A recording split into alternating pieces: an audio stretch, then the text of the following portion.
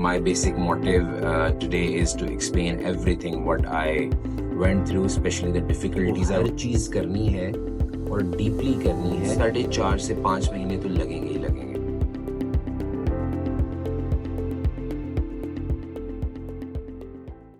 अस्सलाम वालेकुम नाज़रीन, health cast podcast USMLE step 1 podcast series के साथ हाजिर हूँ मैं कफ़ीलुर रहमान।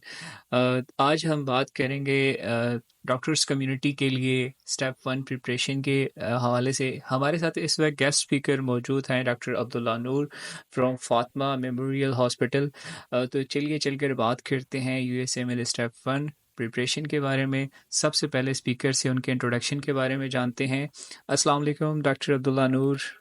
वालेकुम सलाम, हाउ आर यू कफील भाई? अल्हम्दुलिल्लाह अब्दुल्ला भाई सबसे पहले डॉक्टर्स कम्युनिटी के साथ आपका इंट्रोडक्शन होना ज़रूरी है, तो प्लीज़ आप अपना इंट्रोडक्शन करवा दें। मेरा नाम जी डॉक्टर अब्दुल्ला नूर है। मैं 2022 के अंदर मैंने MBBS किया है। I am a graduate from FMH college of medicine Lahore, and I have recently given my USMLE Step 1 on 26 September 2023, and I have recently passed my USMLE Step 1.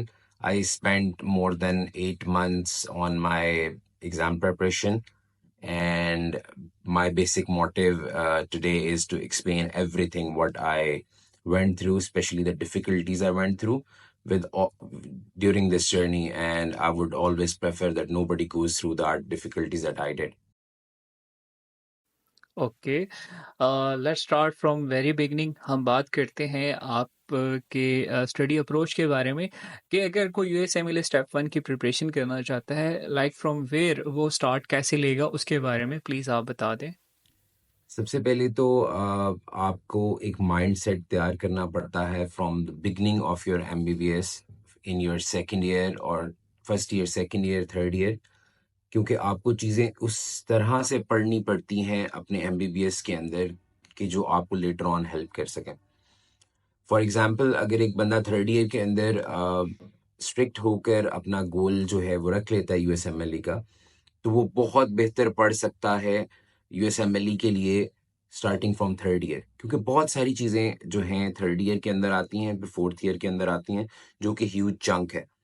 और अक्सर लोगों को मेरा मशवरा भी यही होता है कि आप थर्ड ईयर फोर्थ ईयर के अंदर प्रिपरेशन स्टार्ट कर दें ताकि आप फाइनल ईयर तक USMLE स्टेप 1 एग्जाम दे सकें। कंसिडरिंग माई सेल्फ, मुझे काफ़ी अरसा बिगनिंग के अंदर मुझे नहीं पता था कि मैं USMLE स्टेप 1 दूंगा, so it started with me in fourth year, तो फिर मुझे इसलिए उस पर थोड़ा सा टाइम लगा। जर्नी के लिए आपको बहुत सारी चीज़ें जहन में रखनी पड़ती हैं, इंक्लूडिंग कि आपको एक ऐसी गाइडेंस चाहिए जिसके अंदर आपका टाइम कम से कम कंज्यूम हो और आउटपुट ज़्यादा से ज़्यादा निकले, क्योंकि वैसे भी USMLE स्टेप 1 पास फेल है, तो मेरी हर बंदे को एडवाइस यही होती है कि वो कम से कम टाइम के अंदर उस एग्जाम को पास कर सके। तो बेसिकली सही it's all about the approach जो आप स्टार्ट से लेते हैं अपने MBBS के और अपने फाइनल ईयर तक लेकर चलते हैं। सही। डॉक्टर अब्दुल्ला नूर, अगर हम बात करें स्टडी रिसोर्सेज के बारे में, आप ये बताएं कि इस वक्त मोस्ट हेल्पफुल आपको स्टेप 1 प्रिपरेशन की जो स्टडी रिसोर्सेज हैं वो कहाँ से इस वक्त जो है इजीली आसानी से मुयसर है। अगर हम बात करें किसी टेक्स्ट बुक की, क्वेश्चन बैंक्स के बारे में या ऑनलाइन प्लेटफॉर्म्स के बारे में, तो उसके बारे में नाजरीन को बता दीजिए। जी, बेसिकली जो USMLE स्टेप 1 की मैं गाइड करता हूँ लोगों को, उसके अंदर है कि मिनिमम रिसोर्सेज यूज करने चाहिए। बहुत सारे रिसोर्सेज हैं USMLE स्टेप 1 के, जो कि पेड भी हैं, जो कि फ्री भी हैं, but the best combination of resources is एक बुक है जिसका नाम है USMLE स्टेप 1 फर्स्ट एड, जो कि USMLE के ऑलरेडी जिन लोगों ने एग्जाम्स पास किए होते हैं उन्होंने मिल के एक समरी की बुक बनाई हुई है जिसका नाम है स्टेप 1 फर्स्ट एड। और दूसरी चीज़ है YouWorld। बेसिकली मैं हर बंदे को, YouWorld एक ऑनलाइन MCQs क्यू बैंक है जो कि आप बाय करते हैं, और उसके अंदर ऑलमोस्ट स्टेप 1 के अंदर 3800 से 3900 क्वेश्चंस हैं। तो वो एज अ लर्निंग टूल आप यूज करते हैं, not to test yourself. These are the basic two resources that everybody should use. बाकी जो चीज़ें हैं, बहुत सारे resources और हैं, बोर्ड्स एंड बियॉन्ड्स है, कैप्लान है, जो कि मैं कभी भी किसी को नहीं कहता कि आप ये यूज़ करें, क्योंकि उसके अंदर टाइम आपका बहुत ज़्यादा यूज़ होता है, बहुत ज़्यादा टाइम लग जाता है। तो बेस्ट तरीका ये है कि आप फर्स्ट एड करें और साथ यू वर्ल्ड करें। कुछ चीज़ें ऐसी स्पेशली होती हैं जिसके अंदर आपको हेल्प लेनी पड़ेगी डिफरेंट रिसोर्सेज से। फॉर एग्जांपल स्केची एक बहुत अच्छा रिसोर्स है आजकल, स्केची माइक्रोबायोलॉजी के लिए एंड स्केची फॉर फार्माकोलॉजी। और कुछ अगर आपको नहीं समझ आता ड्यूरिंग योर प्रिपरेशन, तो मैं हमेशा बंदे को यही कहता हूँ कि आप यूट्यूब से कोई भी ऐसी वीडियोस देख सकते हैं जो कि आपको समझ आ जाए, कि आपको कॉन्सेप्ट समझ आ जाए कि उसको किस तरह करना है। आपको ज़रूरी नहीं है कि आप वो सारी लंबी लंबी जो रिसोर्सेज हैं जो टाइम कंज्यूम करते हैं, आप वो यूज़ करें। सही। अगर हम बात करें स्टडी स्केड्यूल की, तो आप अपनी स्टडीज़ को कैसे स्केड्यूल कर सकते हैं leading up to the exams? और आप क्या पर्टिकुलर स्टडी प्लान को फ़ॉलो करते हैं इसमें, या आप इसमें एक पर्सनलाइज़्ड स्टडी स्केड्यूल को क्रिएट करते हैं? इसके बारे में प्लीज़ बता दें। जो शुरू के दिन हैं वो आप अगर स्पेशली उसको स्केड्यूल करेंगे तो वो आपको काफ़ी हेल्पफुल होगा, बट उसके अंदर आपके डेज काफ़ी ज़्यादा वेस्ट होते हैं। लेकिन मेरा जो प्लान करने का तरीका होता था, मैं पहले काउंट करता था कि कौन कौन से चैप्टर जो फर्स्ट एड की बुक के अंदर हैं वो टोटल कितने हैं, और फिर मैं देखता था कि टोटल एमसीक्यूज कितने हैं मेरे यू वर्ल्ड के क्यू बैंक के अंदर। तो अगर मेरा गोल है कि मैंने उसको 3 महीने में ख़त्म करना है या मैंने उसको 4 महीने में ख़त्म करना है, तो मैं उसके हिसाब से स्केड्यूल बनाता था कि अगर मैं दिन के 60 एमसीक्यूज करता हूँ तो फिर मेरा इतने दिन में ख़त्म होता है।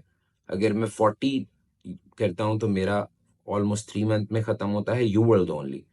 But your book needs, each chapter needs 1 to 3 days to read it the very first time and learn from it. तो ऑलमोस्ट राउंड अबाउट आपको 4.5 से 5 महीने तो लगेंगे ही लगेंगे, दैट्स फॉर श्योर। सही। अगर हम बात करें, ये सबसे टेक्निकल पार्ट है स्टडीज़ का, क्योंकि इसमें बहुत सारे डिफ़िकल्ट टॉपिक्स भी होते हैं। तो हम अगर बात करें, कौन से चैलेंजेस हैं जो कि तैयारी के दौरान आपका सामना होता है उनसे, और आप उससे कैसे ओवरकम करते हैं? आप कोई ऐसी स्ट्रैटेजी, कोई टेक्निक, कोई इसको टॉपिक्स को जिस तरह शुरू में बताया कि इसमें कोई डिफ़िकल्ट टॉपिक्स भी होते डिफिकल्ट टॉपिक्स की जिस तरह आपने बात की, इस सारे के अंदर काफ़ी सारी चीज़ें बहुत मुश्किल भी लगेंगी। स्पेशली वो चीज़ें मुश्किल लगेंगी जो आपने अपने एमबीबीएस के कोर्स के अंदर सही तरह से नहीं की। फॉर एग्जांपल अगर मैं पर्सनली बात करूं तो हमारे एमबीबीएस के अंदर, हमारे स्पेशली कॉलेज के अंदर न्यूरो एनाटमी, न्यूरोफिजियोलॉजी और इस तरह की चीज़ें हम नहीं करते थे, क्योंकि उसमें से एग्ज़ाम का एक क्वेश्चन आता था और it was a huge chunk to study. तो that was very neuro was very difficult neurology was very difficult for me during this step 1 preparation, क्योंकि आपको स्क्रैच से करना पड़ता है, you have to do everything. Some topics are still difficult compared to other topics, जिस तरह के CVS है, कार्डियोवैस्कुलर सिस्टम है, न्यूरोलॉजी है, साइकेट्री है। ये कुछ कुछ चीज़ें हैं जो कि लिटिल बिट डिफिकल्ट हैं, क्योंकि हमने अपने मेडिकल स्कूल में इतने अच्छे तरीके से नहीं की होती हों। बट अगर आप उसकी एक स्ट्रैटेजी करके लेके चलते हैं तो बहुत इजीली आप उसको कर सकते हैं। हैं? अच्छा, अगर बात करें प्रैक्टिस क्वेश्चंस के बारे में, how important were practice question आपकी तैयारी में? और आप कोई स्पेसिफिक अप्रोच इसको एनालाइज करने के लिए प्रैक्टिस टेस्ट के रिजल्ट्स को, कोई है आपकी अपनी एक्सपीरियंस के अकॉर्डिंग आप जो बताना चाहें नाजरीन के लिए? बेसिकली जो यूवर्ल्ड है, क्यू बैंक, वो उसके अंदर हर चीज़ बहुत परफेक्टली मैनेज्ड है। उसके अंदर एमसीक्यूज, आपने करेक्ट कितने किए हैं, आपने इनकरेक्ट कितने किए हैं, आपने छोड़ कितने दिए हैं, आप कहाँ पे लैंड करते हैं कंपेयरिंग टू अदर पीपल जो यू वर्ल्ड कर रहे हैं उस टाइम। इवन कि अगर आप ईच एमसीक्यू कर रहे हैं तो आपने अगर उसका करेक्ट आंसर लगाया है तो उसके अंदर करेक्ट आंसर के बाद लिखा आएगा कि कितने % लोगों ने इसको करेक्ट आंसर लगाया। सो ये सारी चीजें जो हैं बहुत इजीली आपको योर वर्ल्ड जो है वो बताता है कि आप कौन सी जगह पे खड़े हैं, आपका एनालिसिस क्या है, आपका टेस्ट एनालिसिस क्या है, आप कितने एमसीक्यूज कर चुके हैं। तो you world is the best thing. जब तक कि आप पहली दफा एक कोर्स खत्म नहीं कर लेते तब तक यू वर्ल्ड हर चीज इस तरह की बताएगा। अगर बात करें एनाटॉमी की, सॉरी, अगर हम बात करें एनाटॉमी की, फिजियोलॉजी और पैथोलॉजी, आप इसमें जो हाई यील्ड टॉपिक्स होते हैं, आप उसके बारे में क्या अप्रोच ज़्यादा बेहतर समझते हैं कि वो अप्रोच अगर फॉलो की जाए? क्योंकि देखिए, रिटेन करते हैं इंफॉर्मेशन, डिफरेंट सब्जेक्ट्स के होते हैं, तो उसको इंटीग्रेट करना एक चैलेंज है। तो उसके लिए आप क्या टिप देना चाहते हैं? कोई स्पेसिफिक टिप है आपके पास इस हवाले से? मेरा पर्सनली जो ख्याल है वो ये है कि आप रादर देन थिंकिंग कि आपको हर चीज करनी है और डीपली करनी है, उससे बेहतर ज़्यादा अप्रोच ये है कि आप ये देखें कि आपने फर्स्ट एड करनी है, लेकिन फर्स्ट एड सारी करनी है। जिस तरह आपने स्पेशली एनाटॉमी की बात की, फिजियोलॉजी की बात की, ये दोनों बहुत परफेक्ट लिखी हुई हैं इन फर्स्ट एड। जो पैथोलॉजी है वो भी बहुत अच्छी लिखी हुई है इन फर्स्ट एड, जो कि डायरेक्टली यूएसएमएलई स्टेप 1 के एग्जाम के रिलेटेड है कि आपके एग्जाम के अंदर क्या क्या चीजें और सब कुछ आएगा। तो डिफिकल्टी उसके अंदर आपको इस वजह से फेस हो सकती है कि आपका प्रायर या बेसिक नॉलेज उन चैप्टर्स के बारे में नहीं है, लेकिन आपको एक चीज मेक श्योर हो जाएगी कि जितनी इंफॉर्मेशन फर्स्ट एड के अंदर प्रोवाइडेड है वो इनफ है टू पास योर एग्जाम। कुछ लोग अगर साथ एनाटॉमी के लिए BD चौरसिया, KLM और ये इस तरह की बुक्स भी यूज करेंगे तो that's total waste of time, क्योंकि जो एनाटॉमी ओरिएंटेशन फर्स्ट एड ने एक्सप्लेन की है वो मोर देन इनफ है फॉर यूएसएमएलई स्टेप 1 प्रिपरेशन। सही। अगर हम बात करें चैलेंजिंग सब्जेक्ट की, तो डॉक्टर अब्दुल्ला नूर ये बताएं कि दवाइयों के अद्वयात के नाम याद करना, तो इसके लिए आप क्या एडवाइस देना चाहेंगे? इसके लिए कोई मैकेनिज्म ऑफ एक्शन आपके पास है, आप समझते हैं अपने एक्सपीरियंस के अकॉर्डिंग? बेसिकली मुझे फार्माकोलॉजी शुरू से बहुत बुरी लगती थी, तो हर बंदे के साथ यही होता है क्योंकि इसमें ज्यादा रट्टा लगाना है। तो इजी वे ये है कि जिस तरह स्केची फार्मा एक बहुत अच्छा ऑप्शन है, जो कि रिसेंटली हमारे 3rd ईयर 4th ईयर तक तो था, आ गया था, तो तब हर बंदे को मैं ये सजेस्ट करता हूँ कि वो स्केची फार्माकोलॉजी करे, क्योंकि काफी लोगों की पिक्चर मेमोरी ज्यादा अच्छी होती है और स्केची फार्मा जिस तरह दवाइयों को एक्सप्लेन करता है, फार्माकोलॉजी को एक्सप्लेन करता है, मैकेनिज्म एक्शन याद हो जाएंगे आपको बहुत इजीली। स्केची फार्मा से अच्छा कोई ऑप्शन नहीं।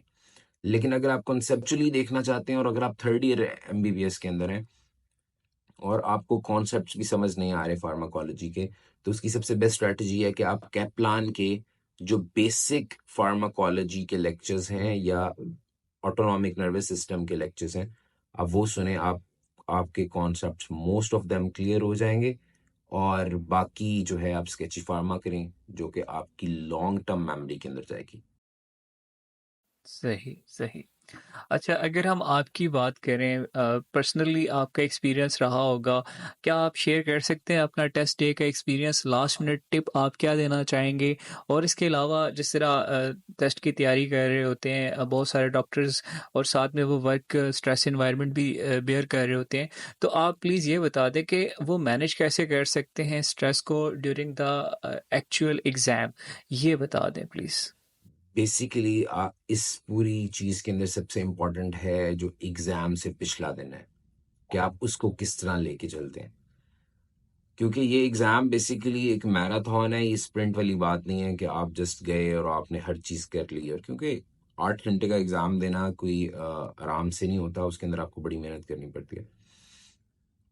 तो बेसिकली अगर आप पिछले दिन सुबह जल्दी टाइम से उठते हैं और आप एग्जाम से पहले डेफिनेटली 6 से 7 घंटे 8 घंटे नींद पूरी करते हैं, that is very important. I know कि मोस्ट ऑफ लोगों को नींद नहीं आती, बट अगर आप रात को 9 बजे बिस्तर में होंगे तो आपको डेफिनेटली नींद आ जाएगी और आप एग्जाम से पहले कुछ देर सो सकेंगे। दूसरी बात कि वो उस दिन के अंदर आपने सिर्फ रिलैक्स करना होता है, आपने टेंशन नहीं लेनी होती, क्योंकि what you have done already उसको आप कोई चेंज नहीं कर सकते कि आप एक दिन में बहुत ज़्यादा लर्न कर लेंगे या एक दिन में बहुत, इस तरह नहीं। सो वो डे आपका बेसिकली रिलैक्स होना चाहिए ताकि आपका ब्रेन थोड़ा सा बर्न आउट ना कर जाए, स्पेशली नेक्स्ट डे के लिए बर्न आउट ना कर जाए, इसलिए आपने उसको थोड़ा सा आराम से उस दिन में लेके चलना होता है, स्पेशली फिजिकली एंड मेंटली, ताकि आप नेक्स्ट डे बर्न आउट ना करें। और अगर आप जॉब कर रहे हैं तो मैं डेफिनेटली आपको last month 20 days 10 days that's on you, लेकिन 10 days आर नेसेसरी कि आप वो जॉब से ऑफ लें टू ईज योर माइंड। और स्पेशली जब आप एग्जाम डे में एग्जाम देने जाएंगे तो जब आप बाहर निकलेंगे तो आपको नहीं पता होगा कि आपका एग्जाम कैसा हुआ है, बिकॉज कहने को वो 8 घंटे का एग्जाम है, बट वो जब आप लैपटॉप के ऊपर बैठते हैं, उनके कंप्यूटर के ऊपर बैठते हैं, इट्स सो फास्ट कि आपको टाइम का पता ही नहीं चलता कि किस टाइम खत्म हो गया और आप एग्जाम से बाहर आ गए। और आपको ये भी नहीं, आप लेट से कुछ गलत भी मार्क करके आए हैं तो लेटर ऑन आपको कभी भी इसका करेक्ट आंसर नहीं मिलेगा। तो इसलिए हमेशा जो बंदा बाहर निकलता है वो कंफ्यूज्ड होता है एग्जाम दे के कि क्या मेरा पास होगा कि नहीं, वो खुद ही क्वेश्चन कर रहा होता। बट अगर आपकी प्रिपरेशन और आपकी सेल्फ असेसमेंट में स्कोर्स अच्छे हैं बिफोर गिविंग योर एग्जाम, तो डेफिनेटली यू विल पास। सही, सही। अगर बात करें पोस्ट एग्ज़ाम पीरियड की, तो बहुत सारे स्टूडेंट्स ऐसे होते हैं जो एग्ज़ाम देने के बाद अपने रिजल्ट्स का वेट कर रहे होते हैं शिद्दत के साथ। तो आपकी क्या रिकमेंडेशन है कि वो स्टेइंग प्रोडक्टिव और अपने एंग्जाइटी के साथ वो मैनेज कर सकें? आप उसके लिए क्या रिकमेंड करना चाहते हैं उन स्टूडेंट्स के लिए जो स्पेशली वेट कर रहे होते हैं अपने रिजल्ट का? मैं बेसिकली थोड़ा सा डिफरेंट हूँ इन मामलात के अंदर, क्योंकि मेरा मानना ये है कि जब तक आपका रिजल्ट नहीं आता आप सब कुछ कर सकते हैं जो करना चाहते हैं, लेकिन जिस दिन रिजल्ट आ गया उस दिन तो आपने फेस करना है इवेंचुअली कि जो भी रिजल्ट आता है आपका। सो आपके जल्दी सोचने से ना वो रिजल्ट चेंज होने वाला है ना कुछ होने वाला है। So you are suppose to just relax for in that और इन ऑल दैट पीरियड जब तक आपका रिजल्ट नहीं आता। तो बेसिकली आई नो कि lot of people face this anxiety issues and everything like that.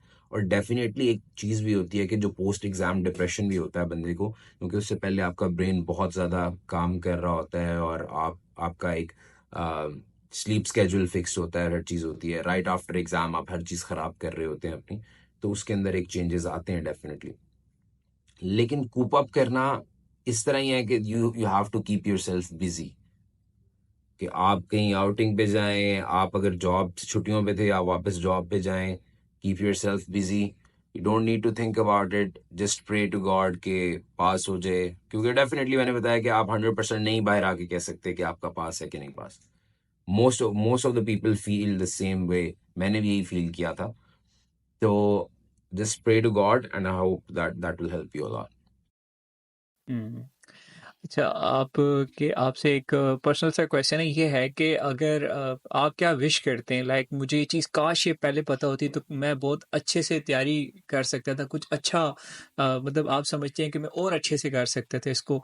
वो जो एक होती है ना कि जादू का चिराग होता, तो मैं वापस उस टाइम में जाता और मैं उस चीज़ को ज़्यादा अच्छे से कर सकता। वो विश आप क्या, मतलब आप, ये एक टिप ही है उन स्टूडेंट्स के लिए जो अभी इस वक़्त तैयारी कर रहे हैं। तो उनके लिए आप वो क्या, वो विश है जो आप समझते हैं कि वो अगर आप पहले करते तो चीज़ें शायद और ज़्यादा आसान हो जाती? मुझे लगता है कि मेरा पर्सनल एक्सपीरियंस इस सारी चीज़ के अंदर बड़ा इम्पैक्ट रखता है, क्योंकि मैंने starting from FCPS in Pakistan, thinking about PLAB and then coming to USMLE, ये सारी चीज़ें मैंने इसके बारे में सारी इन्फॉर्मेशन ली और सब कुछ अपने जहन में रखा, कंपेयर किया, बहुत सारी रीजनिंग की, तब मैंने ये डिसीजन किया। मेरा भी ज़ाती ख्याल ये है कि हर बंदा जो ये डिसीजन लेना चाहता है, बेशक वो अपने फर्स्ट ईयर सेकंड ईयर के अंदर है, he should have a lot of discussions with different people on this topic कि आपको कौन से एग्जाम्स को किस तरह देना चाहिए। कब देना चाहिए और कौन से एग्जाम्स के कितने बेनिफिट हैं, प्लैब के अंदर कितनी सैचुरेशन है, यूएसएमएलई में कितनी सैचुरेशन है, पाकिस्तान के अंदर आगे स्पेशलाइजेशन के अंदर सीट्स मिल रही हैं कि नहीं मिल रही। तो बेसिकली अगर इसको दूसरे तरीके से कहा जाए तो यह है कि हमारे पास अब बहुत लिमिटेड ऑप्शंस रह गए हैं। स्पेशली अगर आप पाकिस्तान में रह रहे हैं तो हमारे पास बहुत लिमिटेड ऑप्शंस हैं। अगर आप बाहर का कोई एग्ज़ाम दे सकते हैं तो मैं हमेशा ये कहता हूँ कि आप यूएसएमएलई दें। क्यों दें? क्योंकि इन द एंड वो आपको पे ऑफ कर देता है जितनी आपने मेहनत की होती है। जितनी आपकी उधर पे है वो टोटली वर्थ इट है इस सारी मेहनत की। बट अगर आप प्लैब और वो चीज़ें देते हैं, आई नो कि उनकी पे ठीक है, इतनी वो नहीं है, बट इंग्लैंड में सैचुरेशन बहुत ज़्यादा है और इस तरह की चीज़ें हैं जो कि और कुछ लोगों को पर्सनली भी पसंद नहीं आती, but that's totally on on people. और इसके अंदर कोई ऐसी बात नहीं। I am very happy with my decision कि मैंने इसको अपने हाउस टॉप के बाद डिसीजन लिया। लेकिन कुछ लोग जो मेरे से ज़्यादा अक्लमंद होंगे वो डेफिनेटली अपने थर्ड ईयर फोर्थ ईयर तक उनके पास एक डायरेक्ट क्लियर पाथवे होगा कि उन्होंने क्या करना है। सही। अगर हम बात करें step one, it's a wide range of topics इसमें आते हैं और हम उसको एक एपिसोड में कवर भी नहीं कर सकते। तो इंशाल्लाह इस पे हम फ्यूचर में फर्दर हम इसको आगे लेके चलेंगे, इंशाल्लाह इसको और ज़्यादा इजी करेंगे। तब तक के लिए अब्दुल्ला भाई आपका बहुत शुक्रिया। सोना सोफिया आपने अपना कीमती वक्त दिया। इंशाल्लाह नेक्स्ट एपिसोड में हम फर्दर इसको और मज़ीद अच्छे से डिस्कस करेंगे। तो तब तक दीजिए इजाज़त। Thank you so much Abdullah भाई। जी नाजरीन, ये थे हमारे साथ डॉक्टर अब्दुल्ला नूर यूएसएमएलए स्टेप 1 एग्ज़ाम के ऊपर बात करने के लिए। उम्मीद करते हैं आज का इन्फॉर्मेटिव सेशन आपके लिए मुफीद साबित होगा। इंशाल्लाह स्टेप 1 एग्ज़ाम के बारे में फर्दर हम मज़ीद अगली एपिसोड में बात करेंगे। तब तक दीजिए इजाज़त। अल्लाह हाफिज़, अपना बहुत सारा ख्याल रखिएगा।